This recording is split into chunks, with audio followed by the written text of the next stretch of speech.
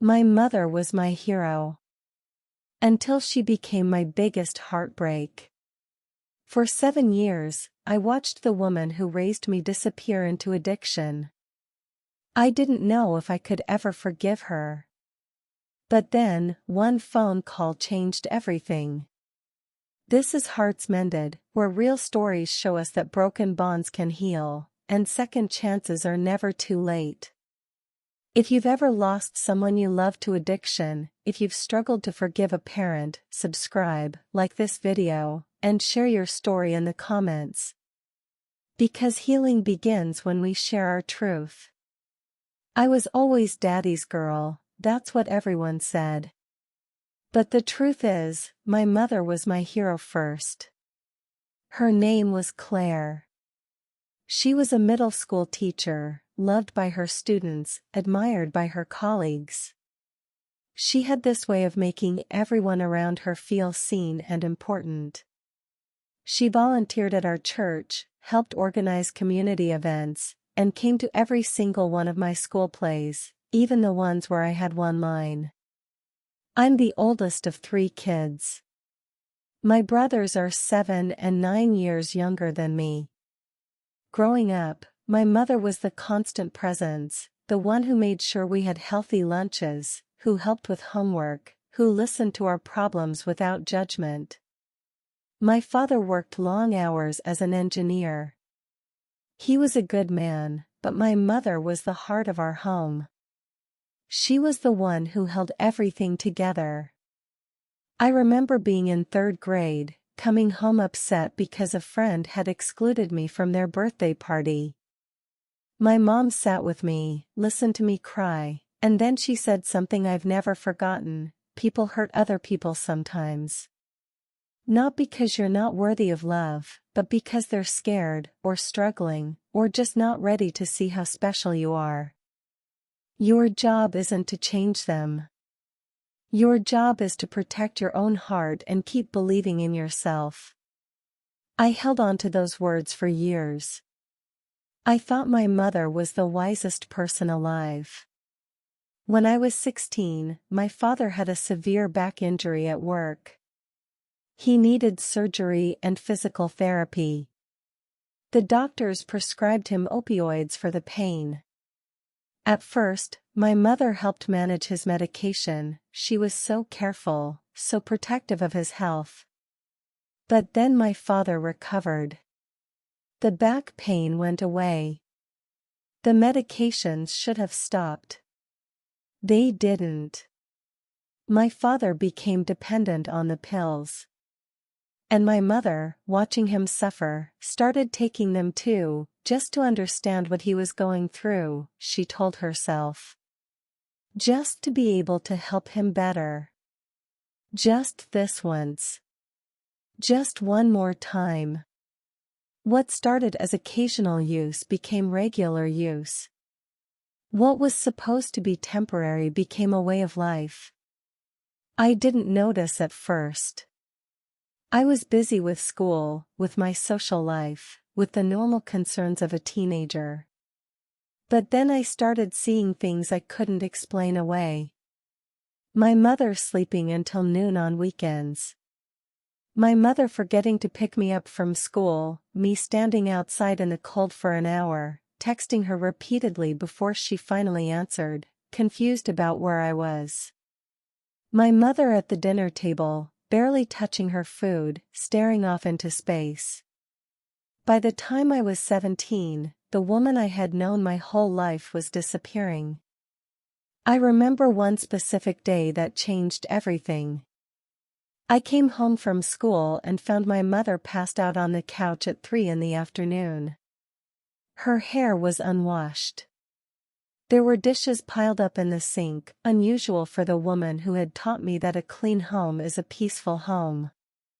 I shook her, terrified. I thought she was dying. She woke up confused, angry, and then ashamed. She promised it would never happen again. But it did. Again and again, it did. Question: have you ever watched someone you love disappear into addiction? How did it change your relationship with them? By the time I was 18, I had a choice to make. I could stay and try to hold my family together. Or I could leave and save myself. I chose myself.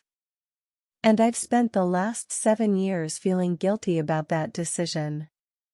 I went to college 2 hours away. I told myself it was because of the program, because of the location, because of the scholarship. But the truth is, I couldn't bear to watch my mother destroy herself anymore. My younger brothers stayed. My father, devastated by his own addiction and the wreckage it had created, tried to get help. He got into recovery, started attending support groups, rebuilt his relationship with us piece by piece. But my mother couldn't, or wouldn't, follow the same path. College was supposed to be my escape. And it was. But it was also an escape into denial. I didn't go home for Thanksgiving freshman year. I made excuses about group projects and a new job. My mother called me, her voice strained, and asked why I wasn't coming home. I told her I had too much to do. The truth was, I couldn't face her. I couldn't face what she had become. During spring break, I finally went home. I was 20 years old, and I was about to have the first real conversation with my mother about what was happening. She was awake when I arrived. She was sitting in the living room, and I could see immediately how much she had deteriorated. She had lost significant weight. Her clothes hung off her frame. Her eyes had lost their light. "Hi, honey," she said, and her voice broke with emotion. She clearly had not expected me to be cold to her. But I was cold. I was so cold. "I can't do this anymore," I said. "I can't watch you kill yourself. And I can't be around it." My mother's face crumbled. "I know," she whispered. "I know I'm failing. I know I'm failing you, and your brothers, and your father. I know." "Knowing doesn't fix anything," I said. "You have to actually change. You have to actually get help. But you won't. Because you love the pills more than you love us." I said things that spring break that I can never take back. Things that were partially true but also partially a lie I told myself to justify walking away from her. My mother didn't fight back. She just sat there, broken, while her oldest daughter, the one she had raised, the one she had taught about compassion and forgiveness, told her she was worthless. I went back to college and I didn't come home again for another year. During that year, my mother hit rock bottom. My father found her unresponsive one evening. She overdosed. If my father hadn't been there, she would have died. He called an ambulance. She was revived. She spent 3 days in the hospital. And my family didn't call me to tell me. My brothers did. My youngest brother, who was only 14, called me crying and told me that our mother had nearly died and that I should probably call home. I didn't call for 2 days. I was angry. I was afraid. I was ashamed of being afraid. When I finally called, my mother didn't ask me why I had taken so long. She just said, "I'm so sorry. I'm so sorry. I'm sorry for everything I've put you through. I'm sorry I wasn't the mother you needed. I'm sorry I chose the pills. I'm sorry I'm still here, destroying everything." And I didn't have an answer for her. Because somewhere inside me, I was still that 8-year-old girl who thought her mother was a hero. And I couldn't reconcile that memory with the broken woman on the other end of the phone. That was the moment I realized I had become just like my mother was accused of being. I had abandoned her. I had judged her. I had decided she wasn't worth fighting for. And I had done it all while telling myself I was being strong. Question: have you ever walked away from someone in their darkest moment? Did you regret it? After the overdose, my mother went into rehab. A real program, this time. 30 days inpatient, in a facility designed specifically for people struggling with opioid addiction. She called me from the facility.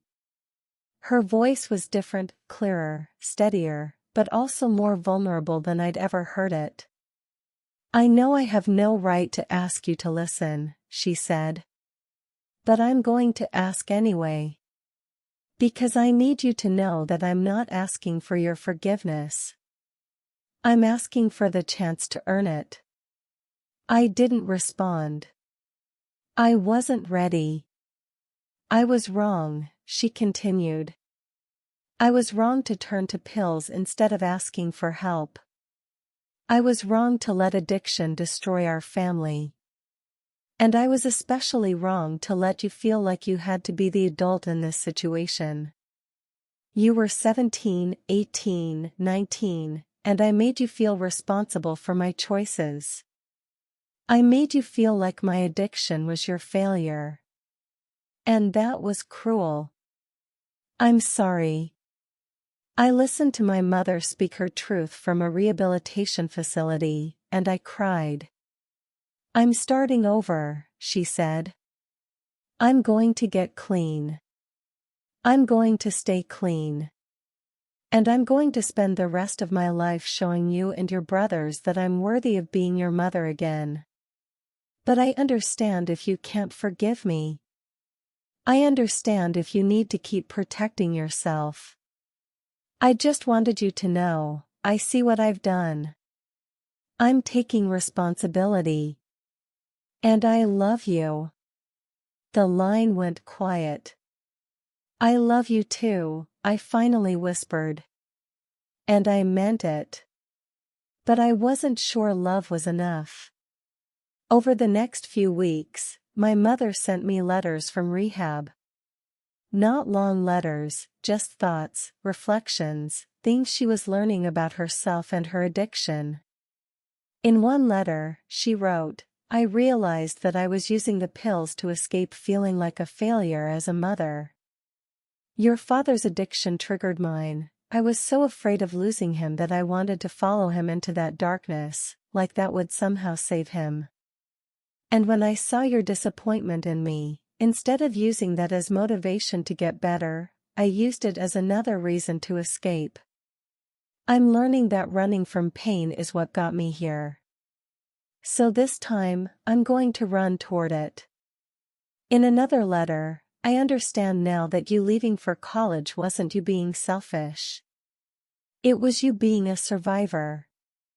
You recognized a dangerous situation and you protected yourself. I'm proud of you for that, even though it broke my heart at the time. I would have done the same thing in your position." In another, "I'm not the hero you thought I was when you were 8. But maybe I can be someone better, someone who is honest about her failures, someone who takes responsibility, someone who fights to be better not for recognition, but because it's the right thing to do." My mother completed the 30-day program. She got a 90-day extension to 60 days. She attended support groups. She found a sponsor. She got a job at a grocery store, not teaching, because she knew she needed to rebuild her life from the ground up. 6 months after her overdose, my mother had been sober for 180 days. And I still hadn't gone home to see her. Question: do you believe that words can change a relationship? Or do you need to see real, sustained change. It was Thanksgiving when I finally went home. 7 months after my mother's overdose. 8 months after she entered rehab. I was nervous the entire drive. I didn't know what I was going to see. I didn't know what I was going to feel. My mother was in the kitchen when I arrived. She was cooking, really cooking, not just heating something up. She was making her famous turkey dressing, the one I had loved as a kid. When she saw me, she didn't rush toward me. She didn't try to hug me or cry or do anything that might make me feel pressured. She just smiled, a real smile, not the desperate smile I'd seen in recent years, but a genuine, warm smile, and said, "Hi, sweetheart. I'm so glad you're home." My youngest brother was there. My middle brother was there. My father was there. It was the first time in years that all 5 of us were in the same room together. We sat down to dinner, and it was normal. We talked about school, about work, about the news. My mother listened more than she talked. She asked about my life, my classes, my future. And when I answered, she really listened, the way she used to listen when I was younger. After dinner, my mother asked if I wanted to take a walk with her. Just the 2 of us. We walked through the neighborhood where I'd grown up. The leaves were turning fall colors. It was cold enough that we needed jackets. "I know I can't undo what I put you through," my mother began. "And I know that time doesn't heal everything. Some things leave scars. I was so angry at you," I said. And then, because I'd been holding it in for so long, I continued, "I was angry because you were supposed to be the strong one. You were supposed to be the one who held everything together. And when you fell apart, I didn't know who I was supposed to be anymore. I felt like I had to grow up overnight. I had to be the parent. I had to make sure my brothers were okay. I had to check on you. And I was just a kid. I was so angry that you took that from me." My mother listened. She didn't make excuses. She didn't try to explain away my pain. "You're right," she said when I finished. "You were just a kid. And I failed you. I failed to protect you from my own demons. I failed to be the person you needed me to be. And I'm going to spend the rest of my life trying to make amends for that." We walked in silence for a while. "The thing that I've learned in recovery," my mother continued, "is that addiction doesn't make you a bad person. It makes you a sick person. But that doesn't absolve you of responsibility. I was sick, but I was also making choices. I was choosing not to get help. I was choosing to use. I was choosing to stay in denial.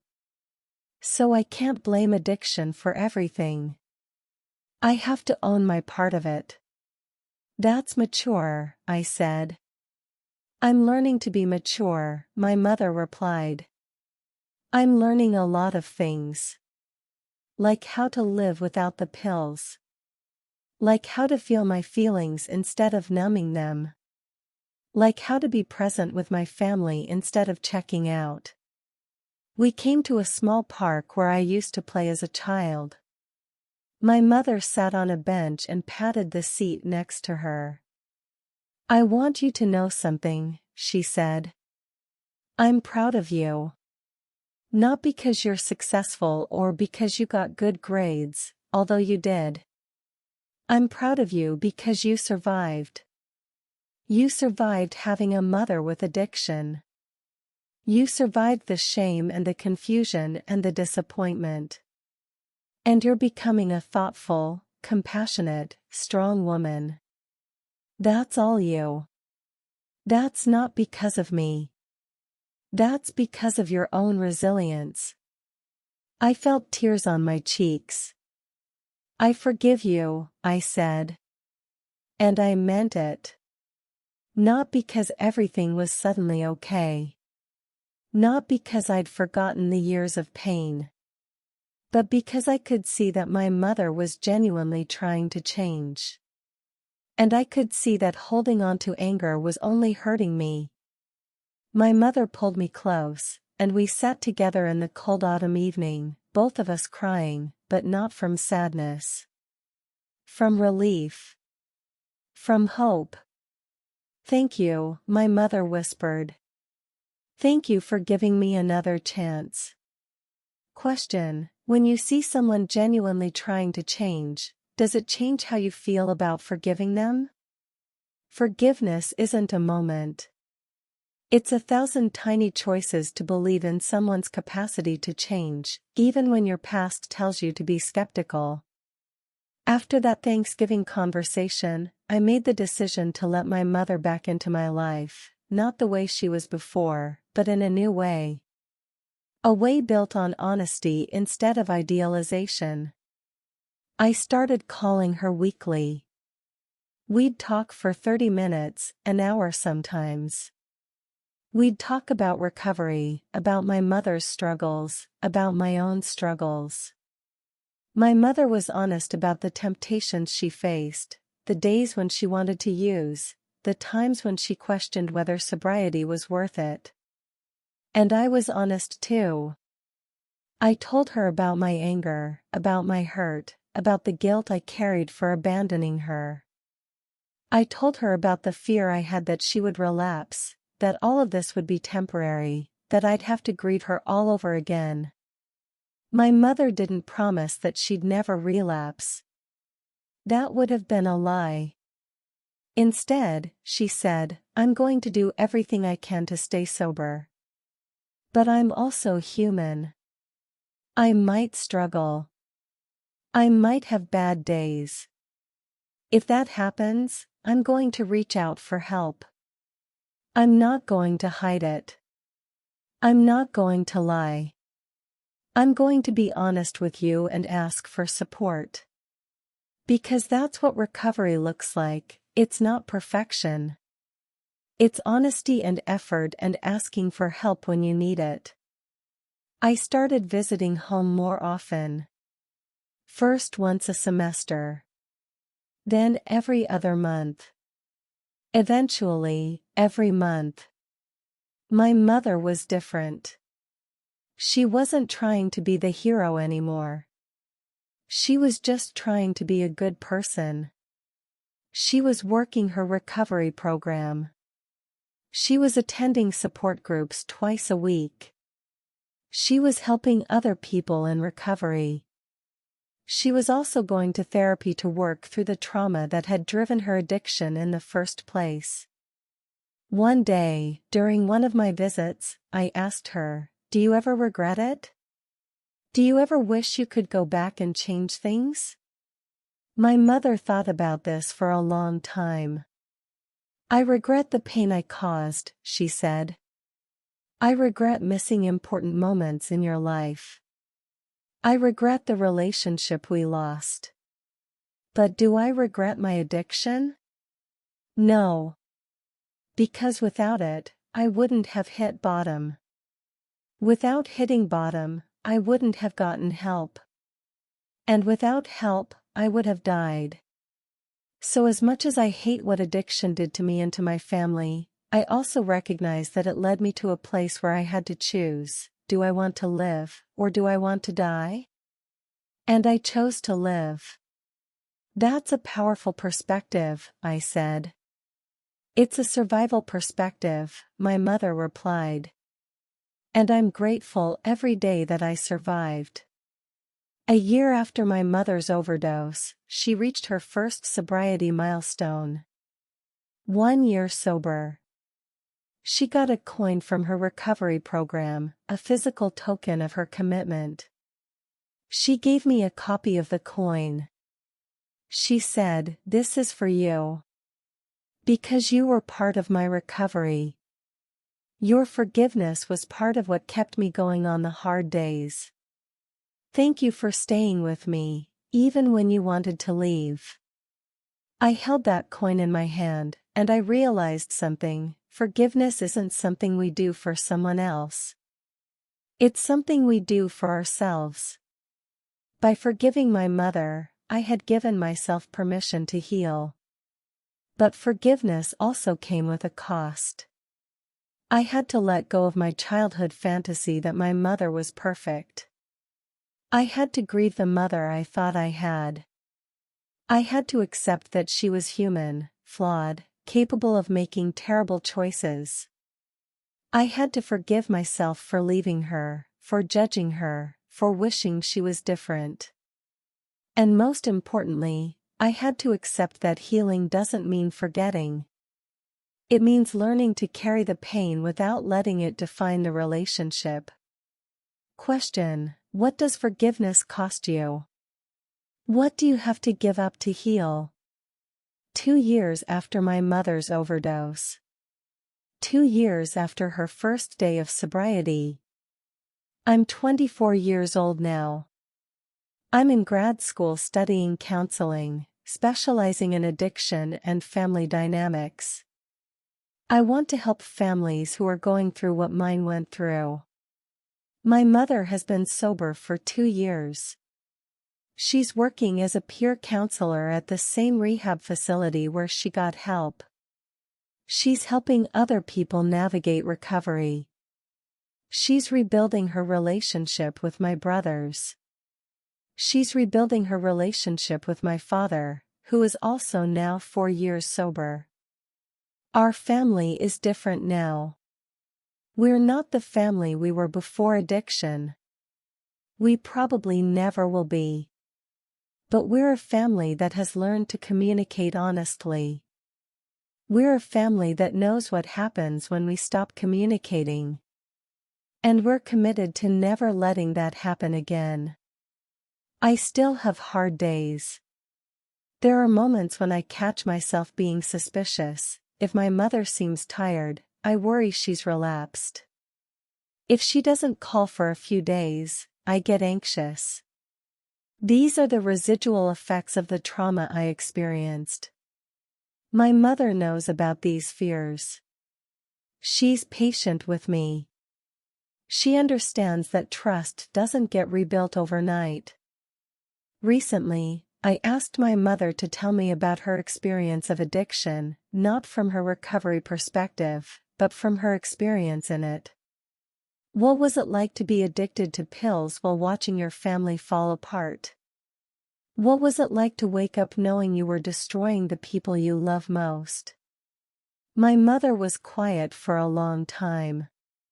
Then she said, "It was like being trapped in a cage that I built myself. Every day I could see the damage I was causing. Every day I wanted to stop. But every day the need to use was stronger than my will to stop. That was the hell of it, not that I didn't care about my family. It was that I cared, and I couldn't stop anyway." That's what addiction is. It's not about love or will or strength. It's about a chemical dependency that overrides all of those things. That sounds terrifying, I said. It was, my mother agreed. The most terrifying experience of my life. And I'm grateful for it, because it taught me something profound. I'm stronger than I thought. And so are you. My father recently told me something that my mother had said to him in recovery. She had said, "I'm not angry at my addiction. I'm grateful for it. Because it led me to see who I really am, not who I pretended to be. And now I get to be that honest version of myself with the people I love." I'm not there yet. I don't think I'll ever be grateful for what addiction took from my family. But I'm grateful for what it gave us, the opportunity to rebuild, to recommit, to choose each other every single day. My mother and I now have a ritual. Every Sunday, we talk for at least an hour. We talk about everything: my life, her life, recovery, therapy, love, dreams, fears. It's not the same as it was when I was a child. But in some ways, it's better. Because it's built on truth instead of illusion. I told my mother recently that I want to write about our story. I want to help other people whose lives have been affected by a parent's addiction. I want them to know that recovery is possible. That forgiveness is possible. That families can heal. My mother said, just make sure you tell the truth. Tell them that it's hard. Tell them that it takes a long time. Tell them that you have to grieve the family you lost in order to build the family you're creating. But also tell them, it's worth it. Connection is worth it. Honesty is worth it. Giving someone a second chance is worth it. And that's what I'm telling you now. If you've lost a parent to addiction, you're not alone. If you've struggled to forgive a parent, your struggle is valid. If you've wondered whether reconciliation is possible, I'm here to tell you, it is. Not perfectly. Not without pain. But it is possible. My mother is not the hero I thought she was when I was 8 years old. But she's something even more important: she's human. She's vulnerable. She's trying. And she's worthy of love, just like everyone is. Question: is it ever too late to rebuild a relationship that's been broken by addiction? Every mother loves their child. But not every mother knows how to show that love when she's drowning in addiction. If my story moved you, if you've ever struggled with a parent's addiction, or if you've ever wondered if you should give someone a second chance, you're not alone. Like this video. Comment below with your own story. Share your truth. Let's build a community of people who believe in the power of forgiveness, the possibility of change, and the resilience of families. Subscribe to Hearts Mended so you never miss another story of recovery, redemption, and hope. And if you or someone you know is struggling with addiction, remember, recovery is possible. Healing is possible. Your family can heal. Reach out for help today. Thank you for being here. Thank you for witnessing my story. And thank you for believing that hearts can truly be mended. We'll see you next week with another story of hope.